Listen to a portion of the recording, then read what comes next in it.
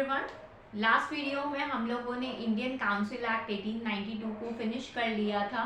तो जिसने मेरी वो वीडियोस नहीं देखी है वो जाकर के मेरी प्रीवियस वीडियोस पॉलिटी की प्लेलिस्ट में जाकर के देख सकता है।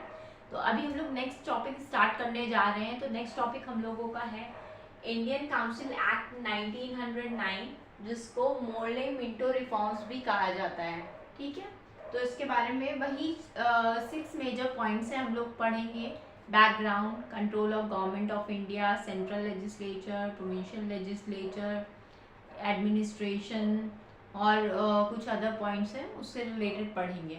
तो चलिए स्टार्ट करते हैं फर्स्ट पॉइंट के साथ, जो कि है बैकग्राउंड। बैकग्राउंड क्या है कि 1909 इंडियन काउंसिल एक्ट 1909 लाने की रिक्वायरमेंट क्यों पड़ गई थी, क्या ऐसी ज़रूरत पड़ गई थी कि इंडियन काउंसिल एक्ट 1909 आया। तो उससे रिलेटेड हम लोग बैकग्राउंड जो पढ़ रहे हैं कि 1906 में दो ऐसी चीज़ें हुई थी।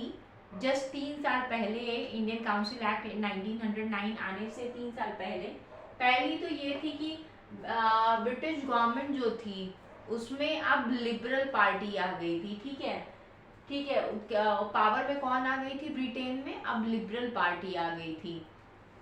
और दूसरा क्या था, 1906 में मुस्लिम लीग जो है वो इंडिया में फॉर्म हो गई थी। जो मुस्लिम बड़े बड़े लीडर्स थे वो अब उन्होंने अलग एक बना लिया था, उन्होंने अपनी एक लीग बना ली थी जिसे मुस्लिम लीग कहा गया था। ठीक है, तो ये दोनों चीज़ आने से, लिबरल पार्टी ब्रिटेन में बनने से और मुस्लिम लीग आने से क्या क्या फ़र्क पड़ा उसके बारे में भी आपको बताते हैं। तो लिबरल पार्टी जब आई तो ये समझा गया कि अब इंडियंस को, ये जो लिबरल पार्टी आई है तो इंडियंस को ज़्यादा पॉलिटिकल फ्रीडम मिल पाएगी। ठीक है, और मुस्लिम लीग के बनने से क्या हुआ, मुस्लिम लीग के बनने से क्या हुआ कि उन्होंने दो मेजर डिमांड की, एक सेपरेट इलेक्टोरेट की। ठीक है, तो सेपरेट इलेक्टोरेट के बारे में मैं आपको थोड़ा सा समझा देती हूँ। जैसे कोई एरिया है, वहाँ पे 5 लोग रह रहे हैं। ठीक है, एग्जाम्पल है, ठीक है, 5 लोग रह रहे हैं जिसमें से 3 मुस्लिम हैं, 3 जो हैं हम लोगों के वो मुस्लिम्स हैं, और इसमें से ये जो 2 बच्चे हैं ये इनको ये 3 जो मुस्लिम्स हैं इसमें से इनको ही वोट करने का राइट होगा, और इन्हीं में से जो लीडर खड़ा होगा वो भी मुस्लिम ही खड़ा होगा। ठीक है, रिप्रेजेंटेटिव जो खड़ा होगा वो भी मुस्लिम खड़ा होगा, और जो इस मुस्लिम्स को जो वोट देंगे वो भी मुस्लिम्स ही होंगे। मतलब यहाँ पे जो 2 अलग कम्युनिटी के लोग रह रहे हैं उनको वोटिंग का राइट नहीं होगा। ठीक है, तो सेपरेट इलेक्टोरेट के बारे में आपको मैं अलग वीडियो में भी एक अच्छे से समझा दूंगी, बट शॉर्ट एग्जांपल के तौर पे मैंने ये आपको बताया है। दूसरा उनका डिमांड ये था कि जो वॉइस रॉय की एग्जीक्यूटिव काउंसिल है, मैं आपको पढ़ाया है पूरा, जितनी भी मेरी previous videos Indian council act 1861 1892 आप देखेंगे तो उसमें जो चेंजेस हुए थे, जिसमें एग्जीक्यूटिव काउंसिल्स को अलग अलग पोर्टफोलियो दे दी गई थी, 6 पोर्टफोलियो 6 एग्जीक्यूटिव काउंसिल को दी गई थी, उसमें से कोई भी इंडियंस नहीं था। बट अब वाइसरॉय एग्जीक्यूटिव काउंसिल की, मुस्लिम लीग की ये डिमांड थी कि वाइसरॉय एग्जीक्यूटिव काउंसिल में जो एग्जीक्यूटिव के तौर पे वर्क कर रहे हैं उसमें से 2 इंडियंस होने चाहिए, और वो 2 इंडियन में से एक जो होना चाहिए वो मुस्लिम होना चाहिए। ठीक है, तो ये चेंजेस हुए थे।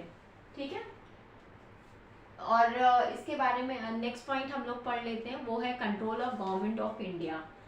Control of government of India में देख लेते हैं क्या कोई चेंजेस हुआ या नहीं हुआ, तो देख लेते हैं।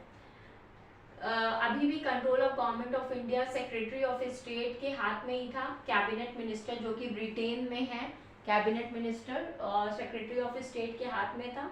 ठीक है, और वो इंडिया में रह करके viceroy as an agent उनको हेल्प आउट कर रहे थे, उनको सब उस चीज़ में डिसीजन लेने में हेल्प कर रहे थे, उनके एजेंट के तौर पे वर्क कर रहे थे इंडिया में वॉइस रॉय। तो जो उस टाइम जो सेक्रेटरी ऑफ स्टेट जो ब्रिटेन में थे उनका नाम था मिंटो, और जो वॉइस रॉय उस टाइम इंडिया में थे उनका नाम था मोर्ले। ठीक है, तो इसलिए इसे मिंटो मोर्ले रिफॉर्म्स भी कहा जाता है। इंडियन काउंसिल एक्ट 1909 को क्या कहा जाता है? मिंटो मोर्ले रिफॉर्म्स भी कहा जाता है। नेक्स्ट हम लोगों का पॉइंट रहेगा एडमिनिस्ट्रेशन। तो उसमें हम लोग देखेंगे कि भाई एडमिनिस्ट्रेशन में क्या कोई चेंजेस हुए या वो इंडियन काउंसिल एक्ट 1892 की तरह ही है, सेम टू सेम। जैसे control of government of India में अभी तक कोई चेंजेस नहीं हुए हैं, ठीक है। इंडियन काउंसिल एक्ट 1892 में भी सेम था और 1909 में भी सेम है। तो नेक्स्ट पॉइंट हम लोगों का रहेगा एडमिनिस्ट्रेशन। तो वो मैं आपको नेक्स्ट वीडियो में पढ़ाऊंगी। तो अगर आपको वो वीडियो पसंद आई हो तो प्लीज़ इसे लाइक कीजिएगा, मेरे चैनल को सब्सक्राइब कीजिएगा। कुछ पूछना हो तो कमेंट बॉक्स में ज़रूर पूछिएगा। मैंने पॉलिटी की वीडियो स्टार्टिंग से स्टार्ट की हुई है, एक एक पॉइंट आपको समझाया हुआ है, बहुत अच्छे तरीके से समझाया हुआ है। होप आपको लोगों को अच्छा लगेगा। तो कुछ भी पूछना हो कमेंट बॉक्स में पूछ सकते हैं। प्लीज़ वीडियो को ज़्यादा से ज़्यादा शेयर कीजिएगा, चैनल को सब्सक्राइब कीजिएगा। मिलते हैं नेक्स्ट वीडियो में। Take care, bye.